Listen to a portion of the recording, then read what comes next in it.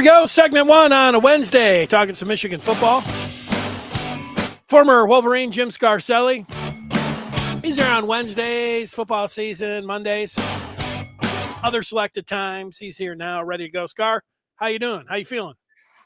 Fired up, Denny. Talking about our national champion, Michigan Wolverines, national champions. And let me tell you, the cupboard ain't bare. The defense is going to be every bit as good. I said it. I'm going to keep saying it. And we got some darn good offensive linemen that are just ready and waiting. The cupboard ain't bare. All right, well, let's start there. Cupboard isn't bare. We're going to show some Ohio State practice film. You have some points that you wanted to make on Sherrone Moore. You want to look at this Michigan mindset heading into this upcoming season in 2024. But let's start the Michigan. What makes you so bullish on Michigan as you sit here thinking about defending their national championship? How about we start there? Just listening to the feedback. You know, Denny, I'm going to tell you something that is important. And I really believe this because, you know, players know who can play just as well as the coaches do because you're there every day in practice. You see your teammate when he's doing something good. You see when he's doing something bad. The coaches look at every play. Every play is analyzed on film. Your teammates know every bit as much as you do and the coaches. No one is fooling anybody on a football team because the eye in the sky don't lie every day in practice. So when Big Zach Zinner stands up there and says that he's got a lot of faith in Big Hinton and Gentry and Percy as our tackles, I'm going to believe him. I think Zinner knows what he's talking about. He says Crippen's ready to go. And he's got faith in Gio and Preeb. You know, those are six off. Okay, we lost six pretty good ones. They were all at the combine. But Zinner's been watching those guys. He's been seeing them develop and compete. You know, there was one time he was a sophomore starter. Somebody had to throw him in there. So I like what I heard from Zinner. So I'm believing what the players have to say. McGregor was high on TJ Guy and Bennett. We've seen Bennett. He played real well in the spring game, and he's high on Bennett. Yep. He's high on Eno Edo. You know, again, these guys aren't going to lie. They're seeing it, and they're seeing the same things. There was a time people had doubts about McGregor, doubts about a lot of these guys, and then Sanistro was high on Waller and Hill, and Wilson was high on Fred Moore. So anyway, I'm going to believe the player. Sometimes the coaches are going to be a little more reserved. You know, you don't want to talk about this guy more than that guy just because you don't want to upset this guy. But I just hearing those players talk, it gives me more and more. It's just reconfirming my already high level of confidence that we're going to just reload. Yeah, I feel real good about Michigan's defense. The offense, I'm not the you got to sit here. Everybody's going to take a wait and see approach, but the quarterback is a question mark. And so, I would say that the entire offense is a question mark, and they have a very brutal schedule, but, they get a couple of those games at home. But the thing is, they've got a 12-team playoff. If you told me that would you take two losses in making the college football playoff right now, I would sign up for that here today. So, two losses, that's, I'm not saying that they're going to have three losses, but 2 to 3. I think that's taking a look at it as we sit here right now, knowing about what they have to replace and the kind of schedule that they have. I think that's appropriate. At least that's how I see it. Yeah, Denny, as long as every year I was at Michigan and every team I've ever played on or coached, the objective was to win your league championship, win the Big Ten championship. Yeah. So I don't know, and then obviously we would write our goals down, and I'm sure Jim and Sherrone Moore, they're going to, they had Big Ten, let's win the Big Ten championship. I don't know if that was the number one goal or win the national championship was the number one goal. But you write them on a board. You talk about it as a team. You put it on the board. If I winning a Big Ten championship is number one for me. If I'm coaching Michigan, winning the Big Ten, because everything else falls in the line there. If we stumble against Texas, so what? Win the Big Ten championship, everything's going to play out. win the Big Ten championship. That would be my number one goal. And, and obviously, Jim had it, beat our rivals, but, that's how I would, that's where I would direct the goal, win the Big Ten championship. Yeah, if you're putting out, like if you're a fan, you say the goal should be winning the national championship, Scar, and then everything else falls into place, which, that's a fine argument. Should Michigan fans be looking at it and saying, yes, winning the national championship is the goal. Anything else is like a failure. And I don't think this upcoming year that would be the way to look at it. But winning the Big Ten, that's possible. And if you do win the Big Ten, you are getting into that 12-team college football playoff. And then if you get into the playoff, I do think that anything can happen, if you're in the playoff and, win a couple games. So that's not a bad goal. I'm following it. I feel it. 18 teams, Denny, going to be in the Big Ten next year. Really good ones. So winning the Big Ten championship, putting a ring on that finger. I got one. I wish I had more. Those guys got 3 in a row. And that's something. Anyway, that's where I am on that. And that's a hell of a goal. And it's a tough goal. And we, I firmly believe we can do it. Let's see. Some people have put their goals on the screen. Farah says 1 is to beat MSU, 2 is to beat OSU, 3 is to win the Big Ten, 4 is to win the national title. So, and that was, I think, close to what Harbaugh put up as his goals. Those are great. Ferris, that's about where I would be too, because we want to crush Michigan State. We want to own our state in recruiting. So we got to beat the Buckeyes for Midwest recruiting. And because we know it's going to, nothing's happening if we don't beat them. They're not going to slip up. So, yeah, those are great. Those are 4 great goals. That's about where I would zero in on too. Fun to talk about. You go back to 2021, and Michigan was not able to fulfill that goal in beating Michigan State, and yet they got into the college football playoff. And then in 2022, if you looked at it from an Ohio State standpoint, Ohio State was not able to beat Michigan, but then they made the college football playoff, and they were that shanked kick away at the strike of midnight of getting into the championship game where they would have been able to play TCU. So they're, those goals that beat Michigan State and Ohio State are nice. You might have to play Ohio State twice. So getting into the college football playoff. That's, if I'm going to boil it down, yeah, you can put a lot of different goals on there. I'm saying get to the college football playoff. That's my goal. I like all those other things. I like to win all the games, win the national championship. But I think get to the college football playoff. There's 12 teams in there. Get to it. I'll feel pretty good if they do that. Okay, let's just keep getting better. We got a lot to improve on. Let's just get through spring and get better, man. Let's win today. Jim always talked about win today, baby. Well, what's the mindset, Scar? Go there. What are you thinking about? I think. We've got a new coach. The players have a new coach. The defensive players have all new defensive coaches. So they haven't really been coaching up, getting coached up. Coaches are out recruiting. Players are in the weight room. Players are running. They haven't really been dealing with the coaches yet, and they're gonna meet with the coaches here pretty soon when spring football starts. I think it starts maybe like 2 weeks. 2 weeks. And, it's one thing. You've got the new coach and all this, and it hasn't really sunk in, Denny, I think, until they go and they start having their meetings, the first team meeting, and Jim Harbaugh's gone. And now you're going to be, and Sherrone Moore is going to set the tone at every meeting. They're going to get a feel for his personality, his sense of humor. He's going to start every meeting. He'll be the guy up there. He'll end every practice, So those are things as a head coach.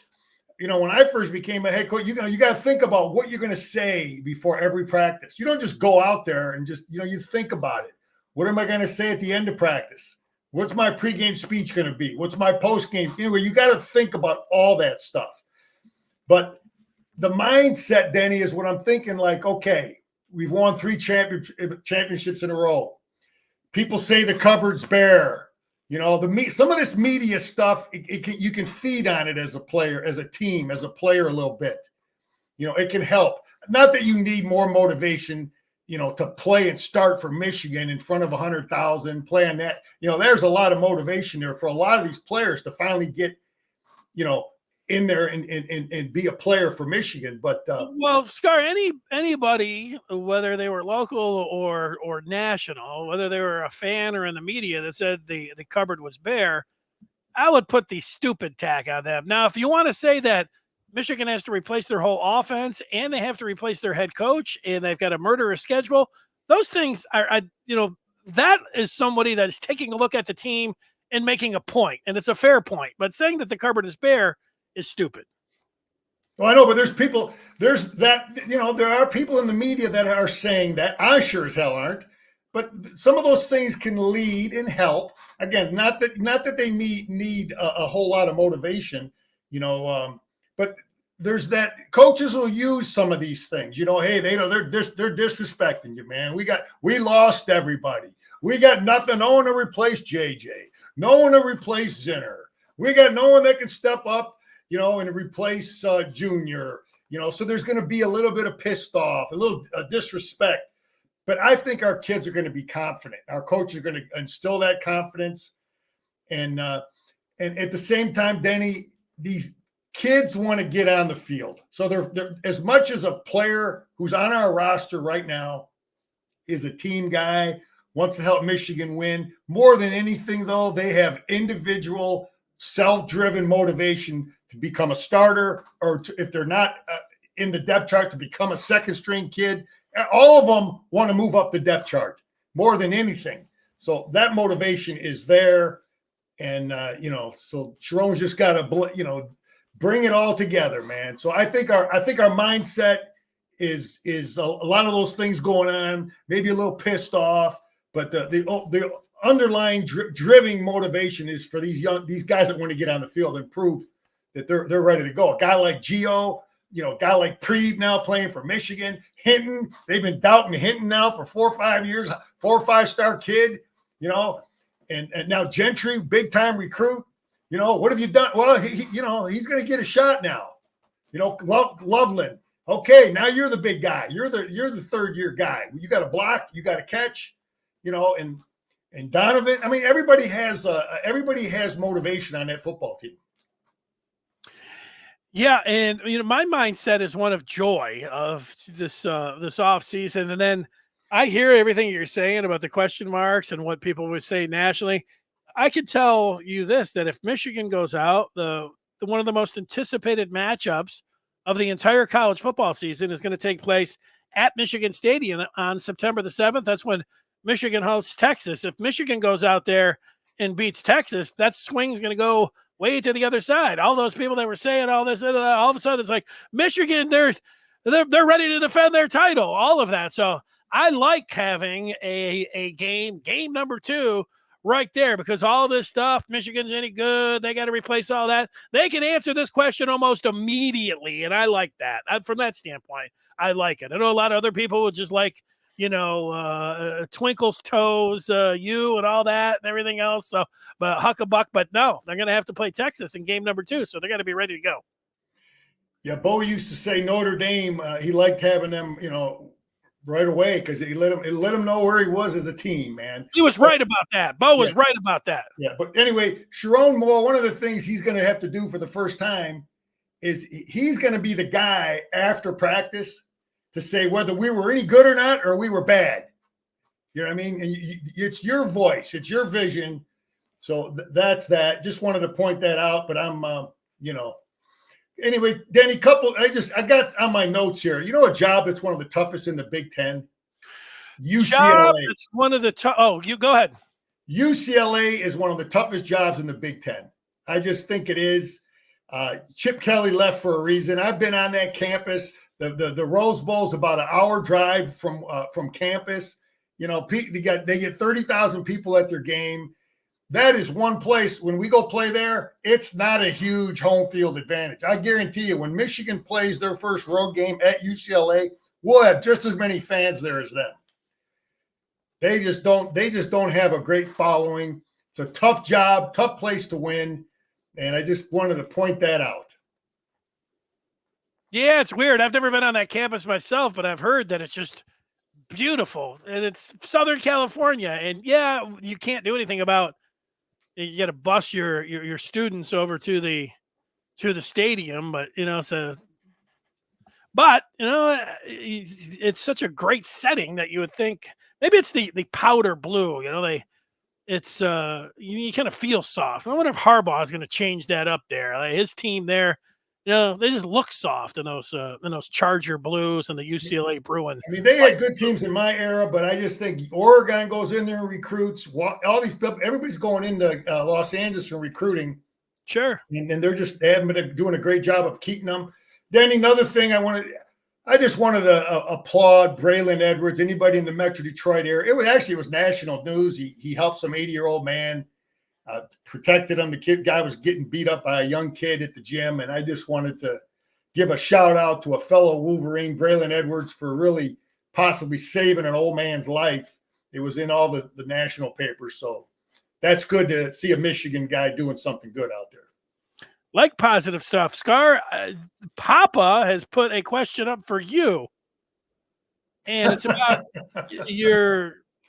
I didn't remember it exactly, but now Papa has said it. It would be on tape. Do you recall? No, I never. No, promise. No, no. I don't know where that came from. Big Antoine was talking about that too. I'll go on record now, firmly, without a doubt, on the record. If Michigan wins a Big Ten championship coming up this year, I'll bring it back. Okay, old school. I'll bring the mustache back, no question. We got to win a championship, Big Ten championship in 24. Okay. So that's that. Denny, another little note here. I don't think it does, but does having our basketball team struggle, you think it affects recruiting at all? I don't think it does. Affects Michigan football recruiting? Yeah, affects football recruiting. No. Yeah, I didn't think so either. Some people try to make that correlation. I never felt that when I was getting recruited. Michigan was really bad when I was getting recruited, and I know some people do. I just wanted to bring it up. I don't think. I always thought that having a really good it wouldn't hurt. Like if the basketball team was really good, that could help the football team and vice versa. But there's really no. I don't think there's any correlation between the two at all. Yeah. Hey, Danny, another thing I wanted to cover. I know you guys cover the combine real good. I'm just, again, speaking as a former player, something that I was really impressed with was how well our players did, even throughout the whole year, speaking in public. I thought our guys were outstanding, getting on that podium and talking and sounding great, sounding intelligent, sounding like team guys. And I firmly believe that wasn't by accident. I believe that Jim did things, puts those guys in a position to be prepared to speak publicly. I was impressed with it. And I know that I just don't believe it was just, we just threw guys up there. I think I tried to develop my players to be able to speak and give interviews and talk about doing the right things as a coach. And I just wanted to point it out because I think it helps them. I think it helps our guys get drafted too. You go up there, and I bet Jim understands that. You go up there and you sound intelligent and you sound like a team guy and you're talking about all the right things. I guarantee you that those things were coached up. Yeah, they are. I'll go back. They won the national championship, but as representatives and listening to these guys, as to your point, talking, those guys are all amazing. Now, guys, as I say, high school and especially college players, it is so much different than it was 20, 30 years ago. I can recall going down to a Michigan practice. They would bring the freshmen in a couple days before in the summer before practice would start. They'd let you talk to them. And these freshmen, like these guys had never even seen a microphone before. Couldn't put two words together. They were scared. These guys now, they got cameras. They're so good. They're so media savvy, and their ability to talk. Mike Sainristil still. It doesn't matter. I think he is going to make it in the pros. Wouldn't surprise me if he played 10, 15 years, but he sounds like he could do anything. He could be a chairman of the board for anybody. He could be a general manager in the NFL. He's just you listen to him for 1 minute and you're like, that guy has got it. And Blake Corum. Denny, all of them. I didn't see one guy. I didn't hear one guy that I was like, wow. Now, maybe it's the new wave. These guys are born in a different era. Just like you said, I was one of them young freshmen that, sounded like a clown. If you put a microphone in front of me when I was an 18-year-old kid, I was lost, clueless. These guys, maybe it's, they're online, they're doing things and they're in that world. But I think part of it may be Jim putting those kids in positions, practicing it. I would, if I'm a head college coach, I want to get my guys ready for the media. Bo wasn't big on putting all the players on the team at press conferences. He only had a select few guys that he would allow to do that, for whatever those were. That was his motive, his philosophy on that. But anyway, impressed with our guys. I think it can only help their pocketbook when they go there and they sound intelligent team guys talking about the right things. I agree with you on that. I think you're right on top of it. You ready to watch this, some of this video? Yeah, we'll take a look. I mean, it was put online. It was put on Twitter by somebody. You got to wonder who would put this online. Was he a guy that was invited to Ohio State's practice, Denny, and illegally was recording something? I can't believe Ryan Day and those guys would be happy about that. This is why when I go to practices, I've been going to Michigan practices since, I was recruited in 1980, and there wasn't as much security back then. And now it's like, it's really, real difficult to get in there. And because of the cameras and the phones, and they got to check these guys, and, you don't know what kind of, who's doing what. So, Michigan's a little bit different than almost every other entity out there in their phobia and the way that they deal with the media and what they feel like that they're putting out there in practice and everything else. It's a little bit towards the maniacal side, but what happens almost in every other place when you're in the media, they allow you to come to practice. And what's going on at practice when the media is allowed in there? They're stretching. They might do some different team drills. And then they might, show some guys just throwing the football a little bit, running some routes. But when they start getting into the periods where it's like 7-on-7, they kick the media out. Every school does this. Every football team that I've ever been around, except Michigan, they don't do it. So my guess is that this is not some guy that just had a camera in his shirt and was over here. You're allowed, when it's the open practice, to go ahead and film it everywhere except Michigan. So, Denny, I respectfully, until you can tell me that you've tried to get into an Oregon, Iowa, Michigan State, Alabama, LSU, Notre Dame practice, until you can tell me that, I don't, because I've been to some of those places. Okay, I'm telling you, Scar. I've been to some of them places, and they're like Fort Knox. They're like Fort Knox too, man. No, they're not. No, they're not.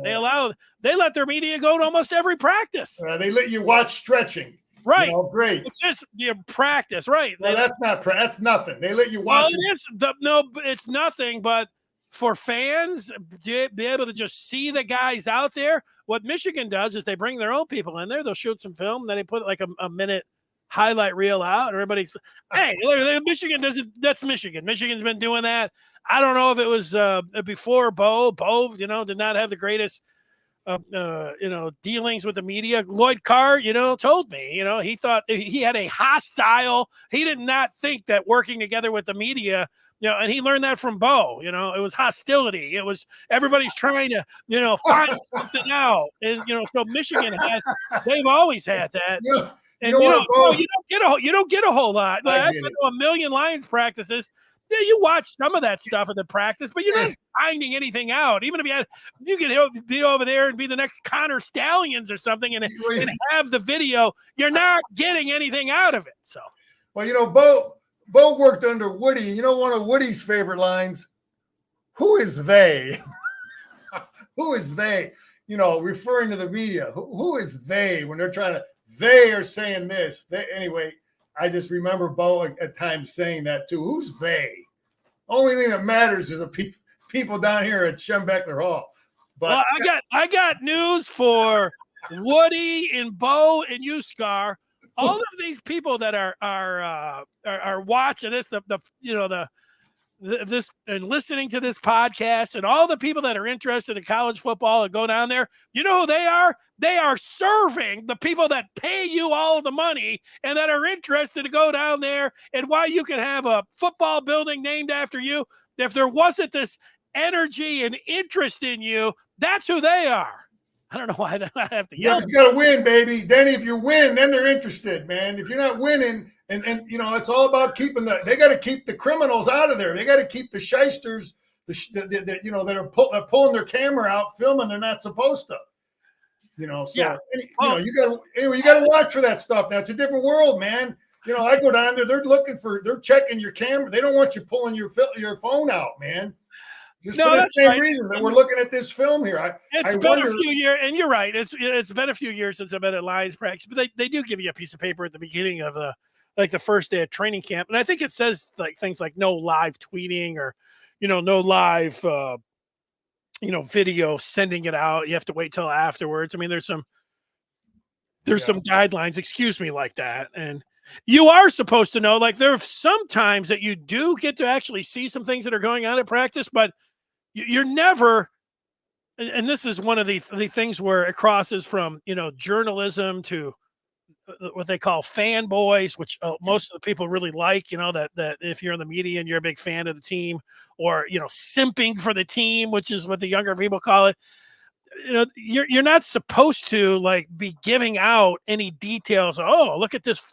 This was a formation. You certainly aren't supposed to say anything about a guy, getting injured. So you have this, you can have this relationship, but I don't think you have that much anymore. Heck, the last year I was with the Lions used to let you walk around all of the practice. And then last year I was there, they had you quarantined up into just these little metal bleachers, and you had to be roped off, and you couldn't see anything. Everybody had binoculars and everything. I'm not coming to these practices anymore. This is garbage. Anyway, this was interesting, Denny. I mean, we got a look at. We got some film here. Let's walk through a little bit of it. What we're looking at, some Ohio State quarterbacks throwing. There's the Brown kid, 33. He's the runner. He played a lot in that bowl game. Average passer at best. They're throwing it deep out from the opposite hash. I mean, that's really they're just throwing one route. That wasn't any good. Denny is 18, the Klein kid. You mean the new guy? Yeah, the transfer from Kansas State. I'm sorry. I don't know. Sorry about that. I don't know the answer to it. I don't know what number. I would say so. That's the way he looks. I mean, 18 looks like he's 6'5", and that's who it looks like. Yeah. That Julian saying there? Yeah, he's the kid. Number 10 is the kid that I thought was the best high school quarterback. And Columbus is the last place I wanted to see him end up. I was happy when he signed with Alabama. Pardon? Sorry about the video. The Will Howard is who. Yeah, I'm not. He doesn't. I'm not in fear of him. I'm not in fear of any of them. But number 10, right there, throwing the football, is a kid I was thoroughly as a high school senior, and he's now. He's a senior right now in high school. He should be finishing up his senior year, and he's over there in Columbus. Well, number 10 is a hell of an athlete, and he's an accurate passer. Here he is, big fella. Is that Klein 18? Not Klein, Howard. Oh, Howard. Okay, Howard is 18. Okay. That's the guy. Okay, that's the guy who will probably be starting game one. Is Right. Howard, the kid from Kansas State. He's a running quarter, and then there's Aaron Nolan on the other end, the left. He's easy to pick. Yeah, he's the left. He's an athlete, and he's a good passer. Accurate passer. He's a 5-star. They got 2 5-star kids. So the only good thing about that is one of them is going to be leaving, and they're taking reps from each other. Yeah, so they're both not going to be there. One of them is eventually going to leave. Right. You got 2 5-stars. Sorry about leaving the audio up there. Normally I take it down, and that's the reason why. Somebody said it sounded like a toilet flushing. Well, they're hitting them sleds. That's what that was. The sleds they were popping. Oh, yeah. Well, there's it. Well, Columbus, you never know. It is kind of the outhouse, right there. So, but it was good to get a look at that. But yeah, they've the Buckeye future is quarterbacks that can run. There's a lot of Michigan fans online that say things like Kansas State didn't want Yeah, that was out there a little bit, and hopefully that's true, that they had a young guy. I read that, Danny, I read that where he was losing some minutes to a young kid. So maybe that's good. Yeah, I know 10 is small, but look at the film of that kid. I watched him, man. He's an impressive kid. He was an athletic, accurate kid. And yeah, he's a small kid now, but he's not going to be get him in the weight room for a year or two. He'll be another 15, 20 pound heavier kid. JJ weighed in almost 220 pounds. JJ McCarthy. Yeah, it was interesting. I saw that there was on the Maize and Blue review, there was somebody that was saying, what about these scouts? And they had a scout from NFL.com saying that, McCarthy didn't have the arm strength, he didn't have the build, and he didn't make enough splash plays. Well, whatever you want to say about him throwing at Indy, he came in, he got bigger, his frame looked fine, and so did his long ball. So, and splash plays. I don't know what kind of splash plays. I mean, Caleb Williams like throwing off his shoe tops or something. McCarthy's got plenty of splash plays. So that was just one writer. But you read the guys that like sometimes it's like you would think a legitimate website like NFL.com, but this guy's just throwing stuff out there. But that's where you're at now. And sometimes I can remember last year, after the Ohio State game, there was a guy from CBS Sports who was like, JJ didn't play well in the Ohio State game. And I had to go back and I was like, what's he talking about? Well, JJ was 50% completion against Ohio State. Not this last year, the year they won in Columbus. But that was JJ's. He was fabulous after the first quarter in that game. He played 3 quarters, and he was amazing. It was the best game that he had played.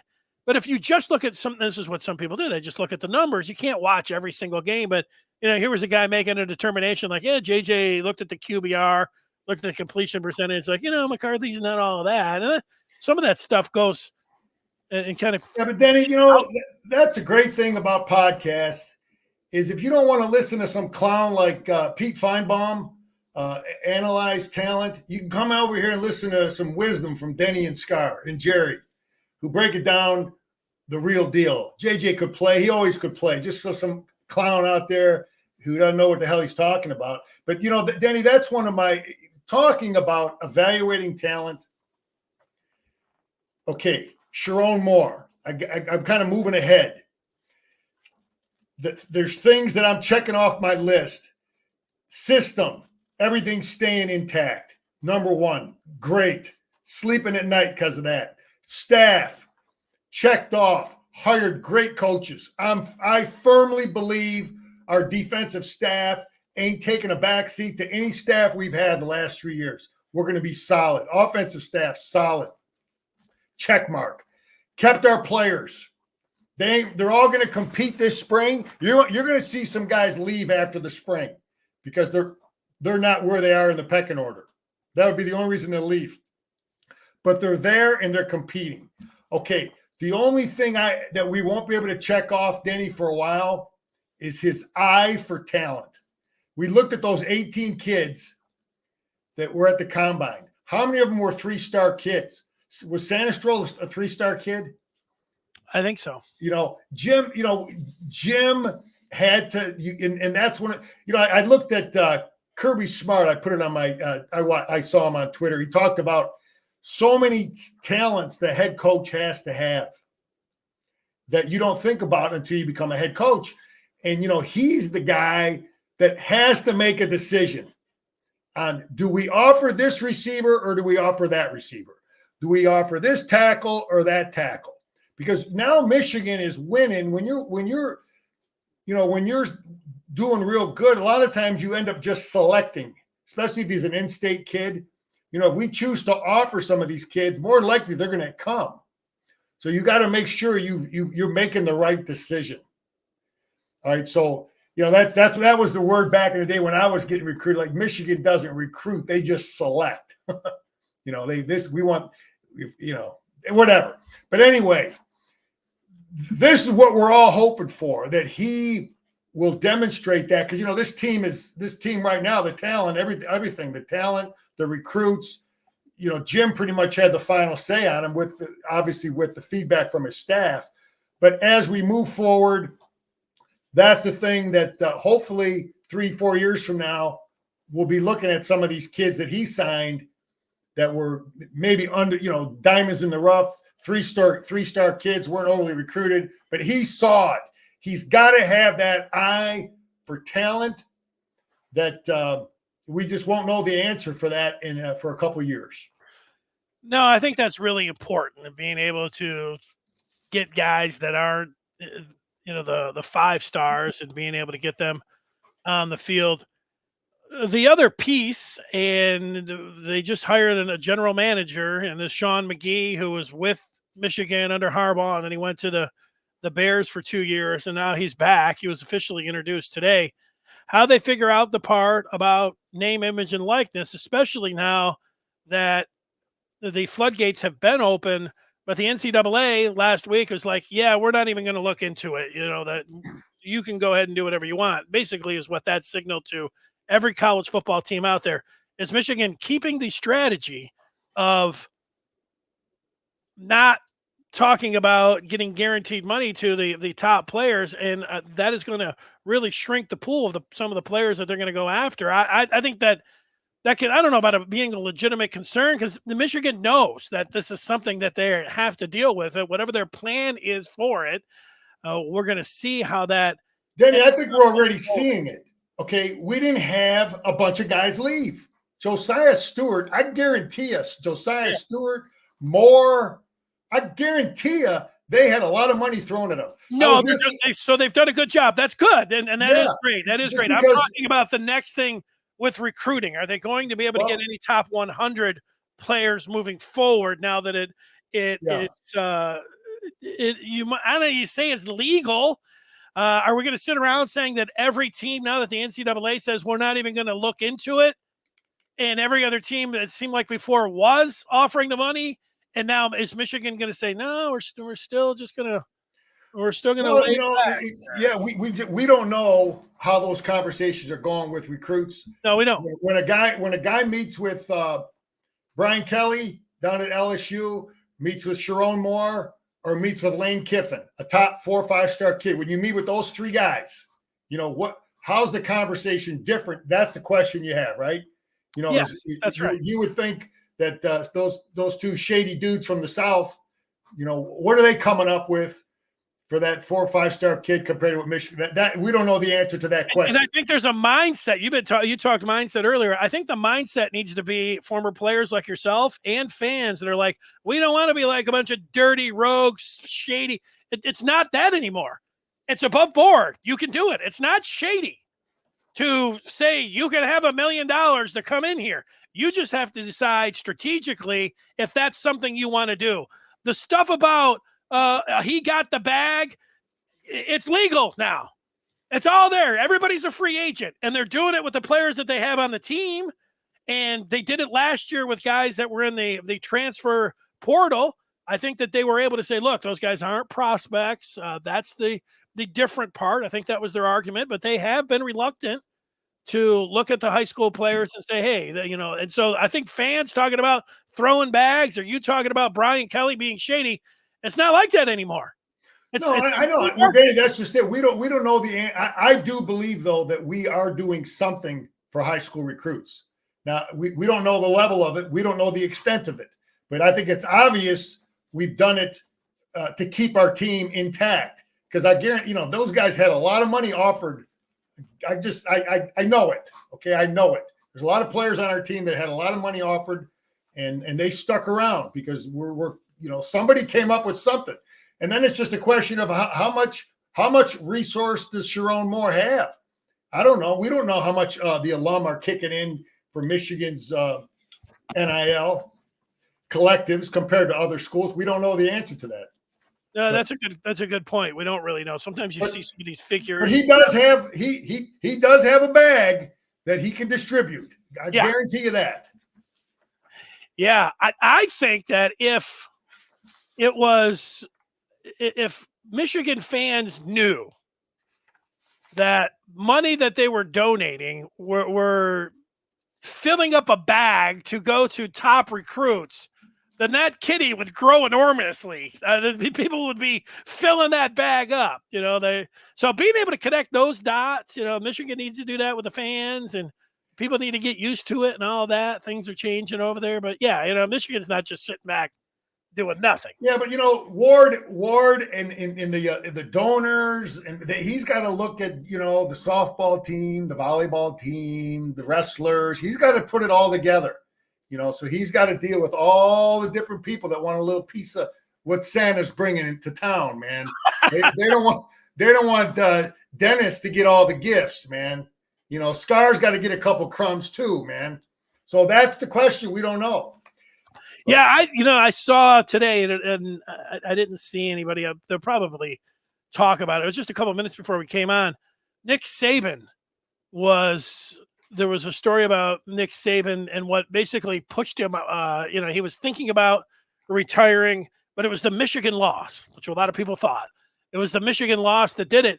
But he was quoted in the story of saying essentially that his players they didn't handle the loss. They were throwing their helmets and he said, look, you have to know how to win and you have to know how to lose. And he didn't like how they he's always had great discipline. Danny, that's a sign of discipline as a coach.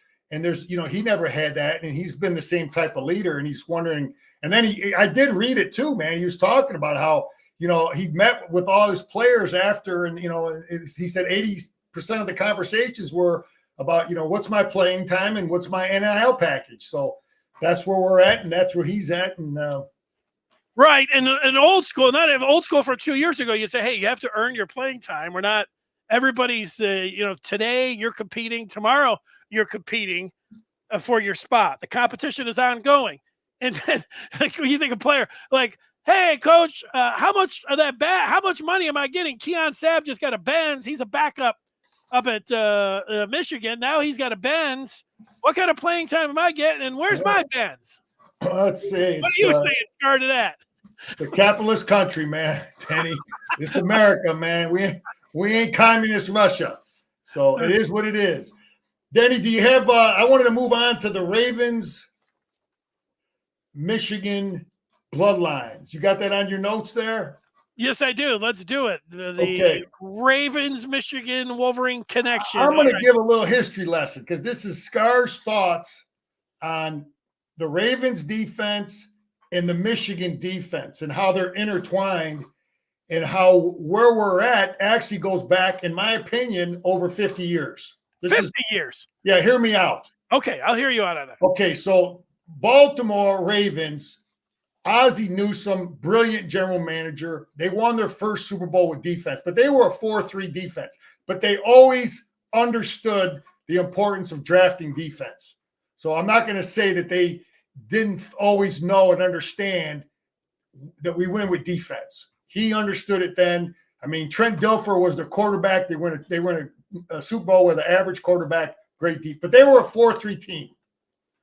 So John Harbaugh gets the job. Okay. And his scheme is different than what they ran under Brian Billick and what the heck was his coordinator? Anyway, they were a 4-3 team. So what I'm getting at, Denny, is the Ravens defense. When I look at what they do, when I look at philosophically what they believe in the structure of their defense, it's a 3-4 base defense like what we ran it when I was playing.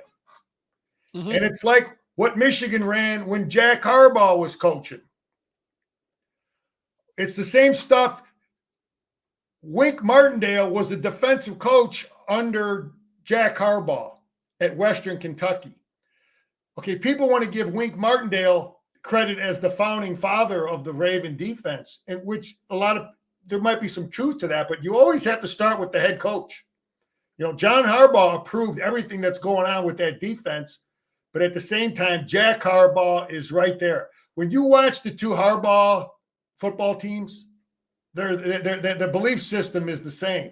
Great defense, run the power play, run the zone, run the power. The power play is Jack Harbaugh's foundational play. That's what he ran at Western Kentucky. So what I'm doing, Denny, is I'm intermingling this. I'm saying that Jack Harbaugh is really the founding father of the Ravens defense, the way it's been the last 15 years or so. Again, they changed it. They always believed in drafting defense, but Wink Martindale worked under Jack. John knew what he wanted to run. They refined it. They perfected it. They developed a great scheme, a great system. But when I watch that Raven defense or our Michigan defense, it's not much different than what we did 40 years ago when I was playing, and very similar to what Jack was doing when he was coaching the secondary under Bo. So we are tied philosophically. Stop the run the ball, run the power, run the gap, run the zone, secure the football. That's that Harbaugh mentality is Jack Harbaugh is their mentor. And he worked under Schembechler. So I wanted to point that out, Denny, that as I look at the Ravens, I look at the Michigan defense, that the structure of it, the belief system, and the philosophy, I guess I'm giving old Jack Harbaugh a little credit, because I think that's where a lot of what we do stems from. Well, you made your case. I wanted to ask you, the Chargers have the 5th pick in the draft next month. And we know Jesse Minter and Klink and Elston over on the defensive side of the ball. So we know what kind of defense they're, and we know what Harbaugh's philosophy is offensively. Who do you think? What position do you think you get that first pick? Best available. Danny, I don't know his talent. Quarterback. What's your guess, though, Scar? I don't know what kind of talent he has on that team. That's the thing. He's going to try to have to size it up real quick, and what they're paying, and he knows what the salaries are, who they're cutting, and I don't know. 5th pick. He's got his one thing Jim knows is he's got his quarterback. That's probably the only guy who has a secure job on that football team, is he knows he has a quarterback. So Denny, I don't know if I can answer it. There's a lot of good players out there, but yeah, he's going to have to look to build the defense to what he believes in. So he's got to have maybe the scheme is different than what the other guy ran. I don't know if they were a 4-3 team, but he needs 2 big edge guys, so sometimes that's a specific type of guy. Scott talking about Jordan Marshall and Brady Prescorn being our breakout freshmen.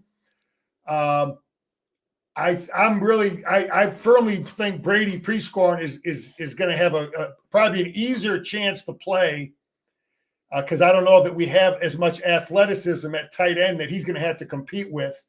But we've got a lot of really good running backs that Marshall's going to have to compete with. But I agree that he's he should be able to get on the field. But yeah, I think Prescorn he's going to show himself as a guy that can do what Loveland did as a freshman. We could split him out. He's a 6'6" kid. He's a big athletic basketball playing kid. He's going to be a problem matchup. I love it. I'm there. I'm thinking, they got Khalil Mack and Derwin James on that defense over there for Harbaugh, but Mack might cost too much money, so he might be Yeah, so there's all those things with money. And then another thing that would happen this past week that is very important, and it's one of the reasons Wink had the falling out with the Giants was, he thought he had control of the defense from a personnel standpoint also, Wink with the Giants. And it didn't work out like that. They had a little problem. So because the guy wanted him to fire one of his two, I think. Yeah. But anyway, Wink is bringing one of those guys, Drew Wilkins, one of his analysts, to be one of the analysts here in Ann Arbor. So that's actually a good thing. He was with Wink for like 9 years.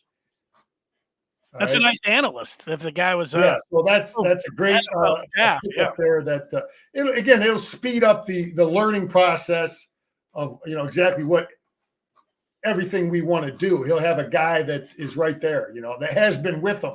So, that's important. I had my guy with me on defense. I mean, we finished each other's sentences. We knew exactly what we were going to do when we looked at film, and we were right on, same mindset in terms of adjustments and practice and what we needed to work on. And, obviously those other three guys are great coaches, and they'll get a feel for, Wink's thinking and methodology. So to summarize for people that are just tuning in, Scarfield's pretty good about the Miles Hinton started 5 games for Michigan last year, but all the rest of these guys did not. Preeb started 12 games, the transfer from Northwestern, but then the 3 other guys, you're going to have 3 first-time starters on that offensive line, but you feel good about Michigan's offensive line.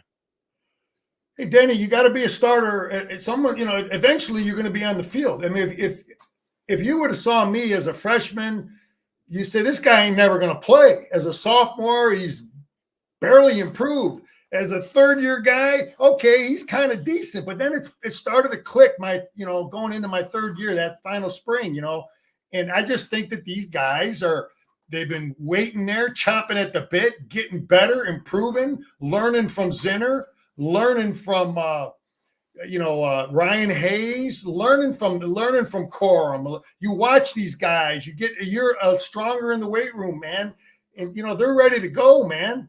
And they just need to get out there and let it rip and get a chance. So let it rip. Yeah, I ain't. I'm confident, man. Those are highly recruited kids, Gentry and Hinton, and we saw Hinton last year. Some people were down on him. Maybe a couple mental, whatever, but he's going to be a better player this year, a year older, a year better in the system. So, no, I'm just confident, man, that these because I was there as a player, and again, I've seen so many guys that were sat around for 3 years, waited their turn, and eventually they had great years, year 4, year 5. And that's what we're going to have from these guys. Gio's going to have a great year, man. How are you going to feel if Michigan runs the ball 32 times against Texas, but wins the game? How are you going to feel that? Danny, when you're coaching, you don't care what you got to do to win, man.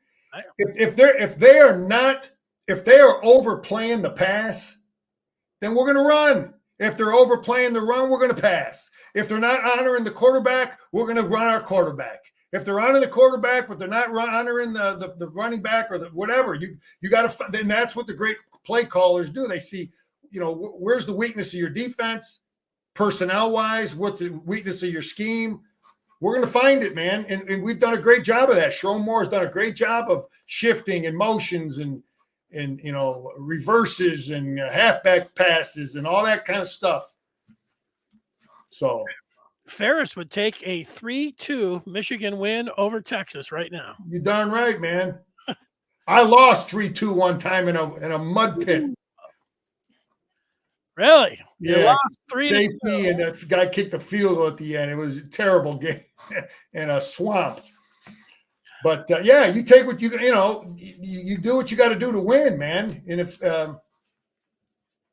good coaches understand it, I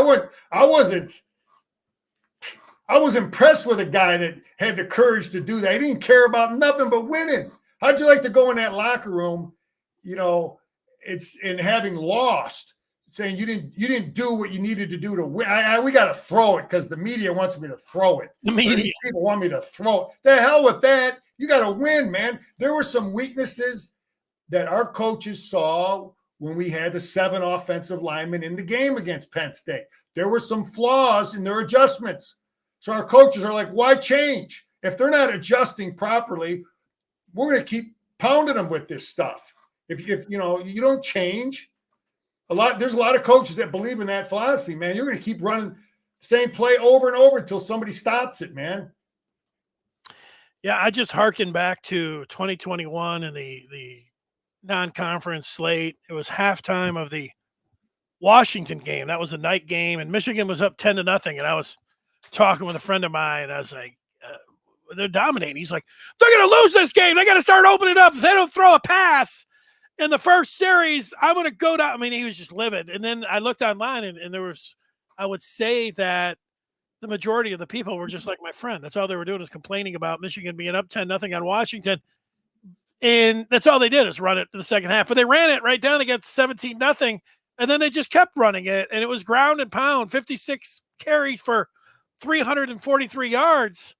And there were Michigan fans after this said they're just not going to be able to continue to do this. This is not how football is played in the 21st century. You can't just line up and bludgeon the other team. Well, that was Michigan's coming out party with how they were going to do things over their incredible 3-year run. Was that Washington night game when it was like people were, what are we watching here? Well, you're watching Michigan. Yeah, hey, great offensive teams, great offensive coaches. They're not you're not loyal to anyone but the team. You know, if they're covering your great receivers, then you're going to give it to your running back. If they're doing everything in their power to stop certain running plays, okay, well, guess what? There's a few you're missing, and we're going to kill you with the other ones until you stop them. So, okay, some quick hitters here. Mark says Harbaugh was like smart. You only have to win by 1. Play the game you're in, not tomorrow morning's paper. That's right. Who cares about that? Like that one. Do you see any Desmond Howard in Samaj Morgan? He's a little bigger. Yeah, he's a great athlete. Yeah, Desmond was a running back in high school, I think. Great runner with the ball. We could run reverses with him, jet sweep. Yeah, Samaj Moore and Roman Wilson was high on Freddie Moore. So Samaj was better than Desmond was as a freshman. So yeah, I don't know how much we threw the ball then, how much Desmond played as a freshman, but no, we've got some good looking receivers. They recruited good receivers. So yeah, Denny, I'm looking forward. You're going to start practice here in a couple weeks. I'm looking forward to getting down there. I'm looking forward to you getting down there too. I'm looking forward to Sherrone Moore saying, media, come on down. You want to watch some practice? Come on in. Let's go. You want to be down on the sideline? Yeah, one of our callers just said that, there's a big point. Saban made a big point about Michigan huddling. They didn't anticipate that. It's like it totally changes your whole operation defensively. You're used to signaling in at a certain pace. And there was, Michigan probably figured that there were so many people that had film or had scouted their signaling. They just said the hell with it. And that was a great, again, that's got nothing to do with recruiting, man. Those are schematic, intelligent leadership decisions, man. I'll never forget at the SEC Media Days back in August, Saban was on ESPN and they were asking him about his team and he mentioned Michigan. He said the controlling the line of scrimmage and being able to be physical, it hasn't gone anywhere, but Michigan is shown how important it is. I'm paraphrasing what he had to say, but Saban was pretty aware of what Michigan was doing and how they were playing football. He liked it. Denny, that's one of the things that I am totally confident that our ability to teach technique and in order to control the line of scrimmage, yeah, you recruit big, strong, tough kids. You get them big and strong in the weight room, but you got to teach technique. You talked about tush push. Anyone just can't run tush push. It's about technique and how they're teaching it and coaching it. You can't just run the plays we run. You got to, it's about playing with leverage and technique and footwork and all the little things that we've done a great job teaching. And Sherrone Moore was the offensive line coach, you know, with Big Grant now. So I'm totally confident the Jerry Hanlon, you know, technique that's been the great offensive coaches, Paul Shadell and Lester Miles and all these great, that tradition is going to continue. It ain't just about recruiting great players, Denny, to dominate the line of scrimmage. You got to have better teachers than the other guy. All sounds good. I'm looking forward to that mustache on that from you, Scar. Big Ten championship, baby. That's what we need. All right, great you win job. that, everything else happens, man. So let's beat our two hated rivals and win a Big Ten championship. It's great all job. Good, Denny. Great job, Scar. Smash that like button. National champion, Michigan Wolverines, go blue. There he is, the Scar. Get used to seeing that clean-shaven Scar because he's going to have a mustache.